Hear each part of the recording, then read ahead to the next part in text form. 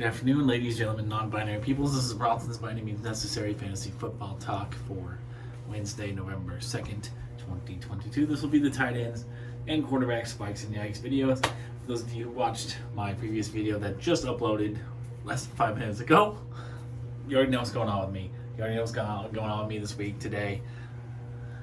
How I'm bummed out. Blah, blah, blah. I'm faking until I make it here. Projecting happiness. Right? That's what we're supposed to do. In this day and age of fake social media, rainbows and puppies and bullshit where you can't be real or negative at all because of censorship and 30-day bans, snowflakes. So, fake it till I make it. I don't really have much else to say on that or any other subject I've already touched on today. So I guess I'm just going to jump right in. I'm going to do quarterbacks first. I don't have a huge problem with the quarterback rankings this week, actually. I think they're pretty legit. I might just rearrange some guys in the top 10. But overall, pretty good. Let's get to it. Top 10. Number 1, Josh Allen of the Bills against the Jets. Number 2, Jalen Hurts of the Eagles at the Texans tomorrow night on Thursday. That's your top 2. Number 3, we got Patrick Mahomes versus Titans. Number 4, we got Lamar Jackson at the New Orleans Saints. Number 5, we got Justin Herbert coming off a bye against the Atlanta Falcons. 6, we got Joe Burrow versus the Carolina Panthers. Burrow didn't have the greatest week last week. Kyler Murray at 7 versus the Seahawks. 8, we got Tua Tagovailoa at the Chicago Bears. So it's going to be outdoors in the Windy City in November.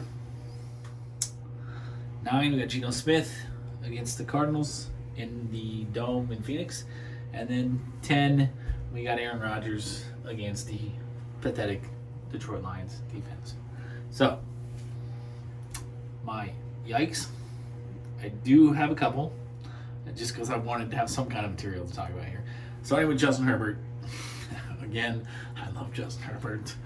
But I've been picking on him a little bit this year because he's not meeting my hopes and expectations or anybody else's expectations. He's kind of having a mediocre year. Chargers are having a mediocre year. Chargers are the worst 4-2 team in the league right now, and I know there's not very many of those because of the bye week. But they were the worst 4-2 team in the league before the bye week. I was a big Brandon Staley fan. I did not think that he was going to get a head coaching job after being a coordinator for 1 year with the Rams. I was hoping he was a guy that the Vikings would be able to get when we finally moved on from Mike Zimmer. And we were close. We were just a year late. We did end up getting someone from the McVay staff anyway. I just thought Brandon Staley was a very unique guy. He was a defensive coordinator for Sean McVay, but he was an offensive player. He was actually a quarterback who came up with Sean McVay, the same era of Sean McVay. He was an offensive player, played quarterback all the way through college. So he was decent enough to be a starting quarterback in a college program. I think it was like Bowling Green or Ball State or one of those MAC schools. I don't remember exactly which one. Miami of Ohio, possibly, something like that. He's a really good player. Not NFL material, but good enough to be a legit starter at a Division I program. But then he ended up moving into defense in coaching. I was like, this is a very unique guy, young guy, off McVay's staff. Huge fan. I was hoping the Vikings would get him. Chargers pounced on him first. And I was like, that's going to be the best coaching hire of this cycle. Put Brandon Staley on a loaded Chargers team with Justin Herbert. I thought they were going to be immediate contenders. But Brandon Staley has been nothing short of disappointing. Chargers have been disappointing. They need a new offensive coordinator. Joe Lombardi's terrible. Okay. The Chargers offense without Keenan Allen has been so awkward and so bad. It's tough to watch them. So, anyways, big tangent there. Justin Herbert, I'm not the biggest fan of him in fantasy this year. And I don't have him in my top 5 because the Falcons defense is tough. He's not going to have he might not have Keenan Allen. We have no idea if Keenan Allen's going to play. He hasn't played a full game in over a month now. Okay, and Mike Williams is out, most likely. So he's not really going to have any wide receivers. So that's a big downer for me. The Falcons' defense is okay. And just the way the Chargers' offense has just looked sluggish and out of sorts most of the season. I hate to say I'm out on Justin Herbert because I still have him in a lot of leagues, and he's my only quarterback. I mean, I did have to have a quarterback last week to cover for his bye, but I dropped him this morning to pick up someone else. I needed some help somewhere else. So I'm still relying on Justin Herbert. I'm just not nearly as high on him now as I was preseason. And then my other yike, I'm just going to go with Aaron Rodgers. I know he's got a juicy matchup on paper against the Lions, but who the hell is he throwing the ball to? Alan Lazard might be back. We don't know yet. It's Wednesday, still early in the week. Romeo Doubs has been incredibly inconsistent, and Christian Watson has been a massive disappointment, and he's probably going to be out with a concussion. Anyway, Robert Tonyan, not living up to my personal hopes for him. I mean, I guess I shouldn't say hopes.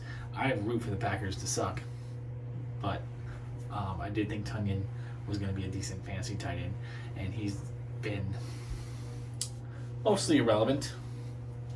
And so Rodgers just doesn't have anybody reliable to throw the ball to right now, and so he hasn't looked real good.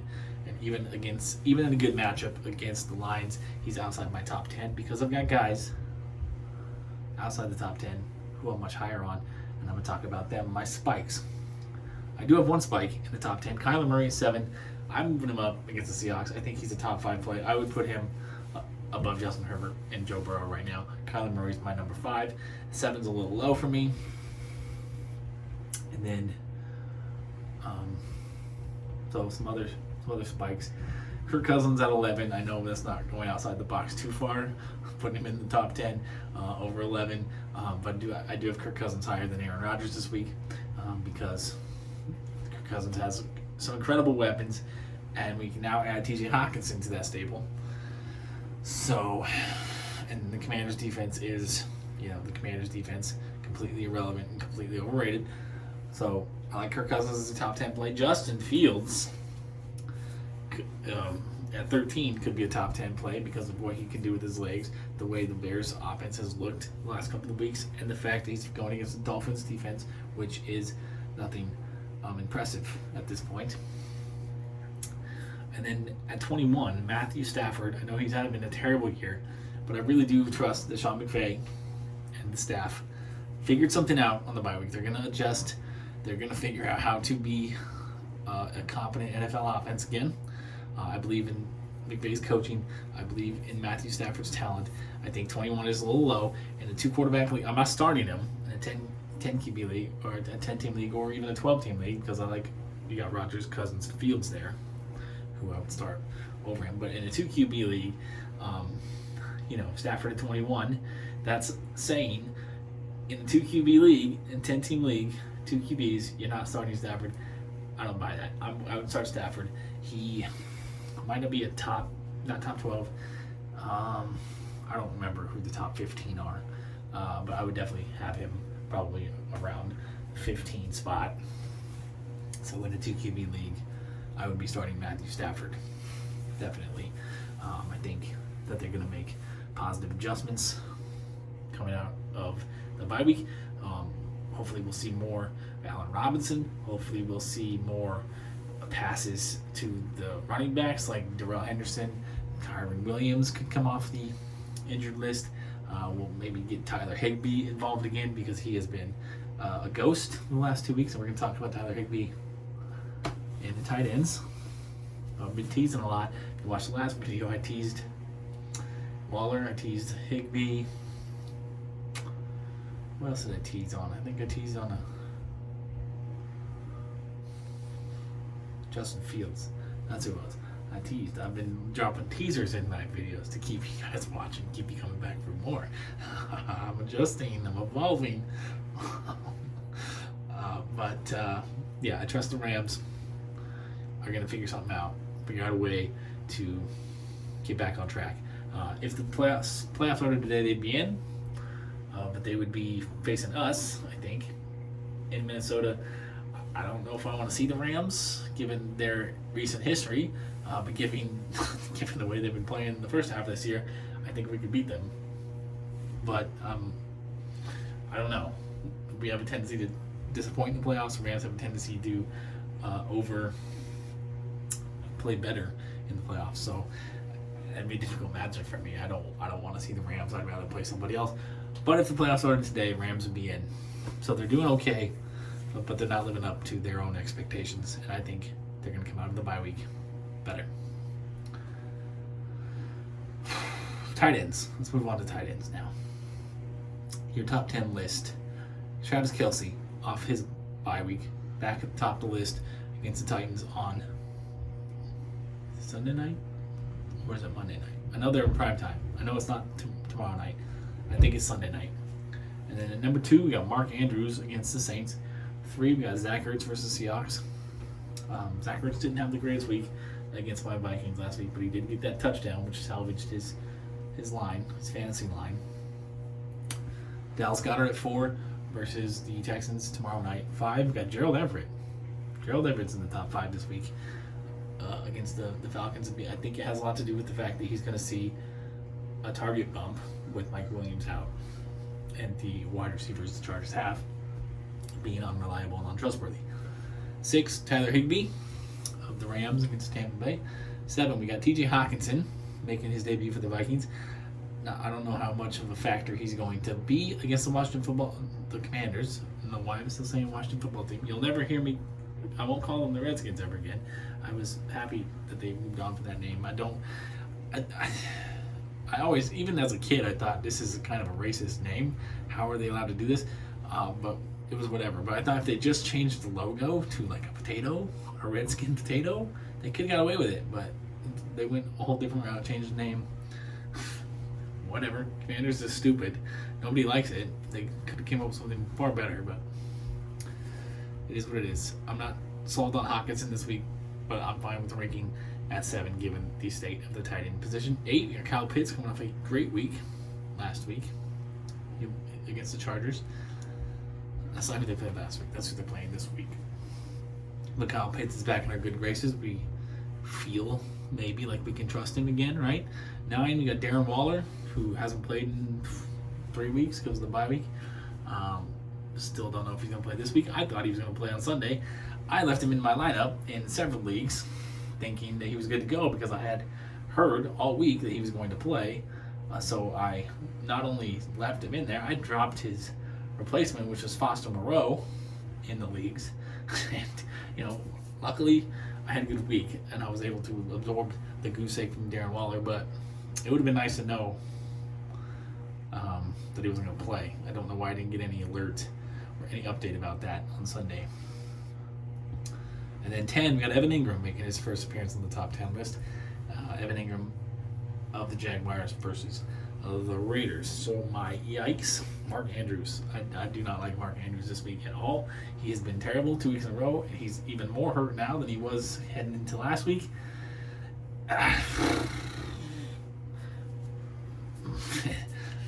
Mark Andrews not a top 5 tight end for me. He has to stay in the top 10 because of what he does when he plays, even when he's hurt. But I don't know if I'm gonna start him. And if I have him, like I recommended in the waiver wire video yesterday, you need to get his backup. You need to get his replacement, Isaiah Likely, on your roster, because if he doesn't play, Likely's going to step right in there and fill that Mark Andrews role, because Lamar Jackson doesn't look at anybody else on the team other than his tight ends.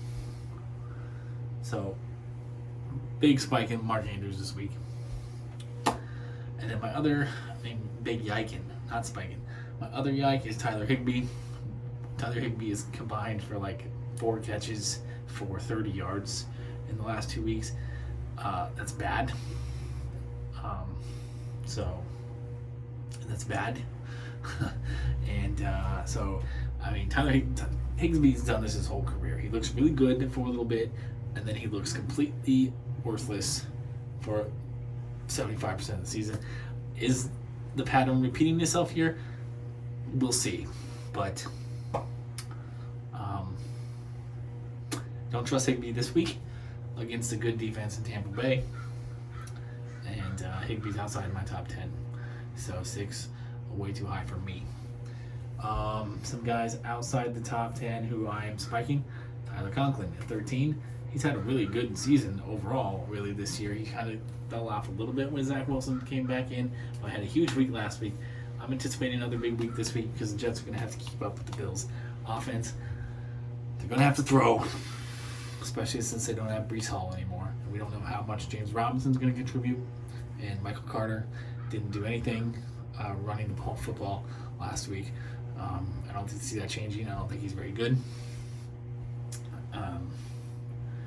Tyler Conklin should have a big week. I like him as a top 10 play over the other Tyler Higbee.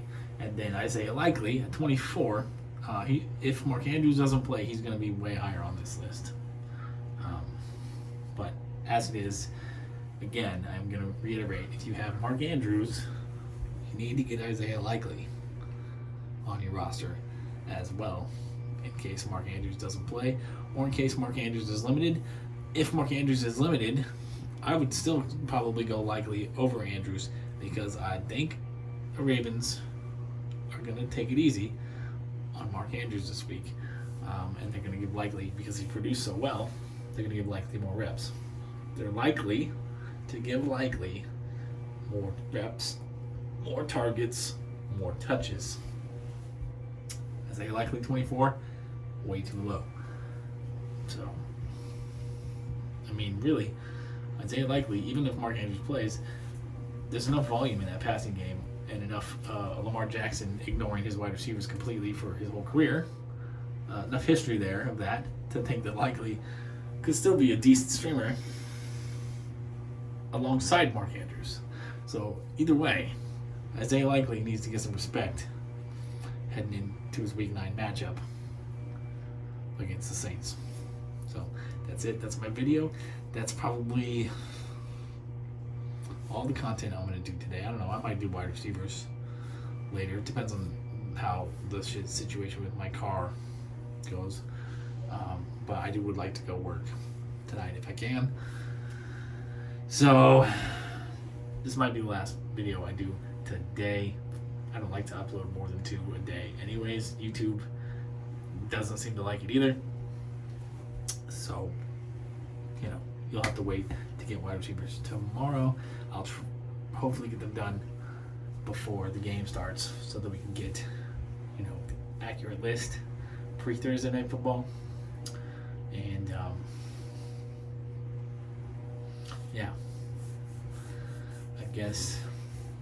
I guess that's all I have to say. Peace, love, and nacho fries. Good luck, best wishes, have a better day than me. Namaste.